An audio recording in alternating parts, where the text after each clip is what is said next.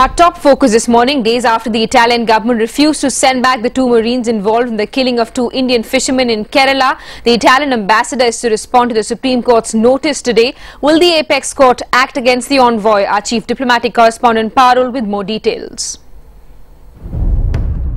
It could be Italy versus the Supreme Court today. The apex court expects the Italian ambassador to explain why he didn't abide by his personal undertaking that the Marines would return to India.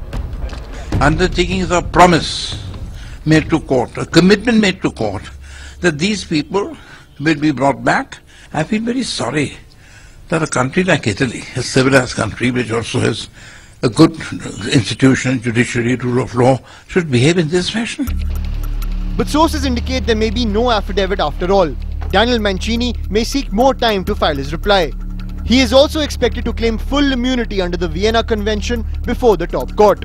The Supreme Court could be lenient, giving the envoy more time while reasserting that he stay in India till he explains himself to the top court. Or as custodian of law, the court may initiate criminal contempt of court proceedings against the ambassador. Could then the Italian ambassador end up in jail? Theoretically, yes. But in practical likelihood, well, it depends how the Supreme Court wants to deal with him. But they can, if they want to, send him to jail. The Attorney General's stand will be critical. The government could tell court that the ambassador lost his immunity once he sought relief from the Supreme Court. But it may also advise caution in the application of penalty, because unlike the Supreme Court, the government is bound by the Vienna Convention and may find itself unable to execute any Supreme Court directive.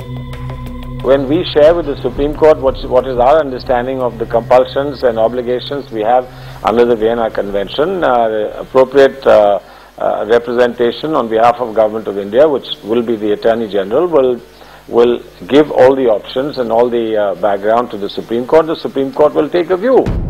The government is now caught between a rock and a hard place.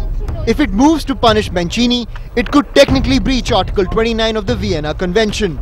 But letting him off will make India look like a soft state. With Parul in New Delhi, Ayushman Jamwal.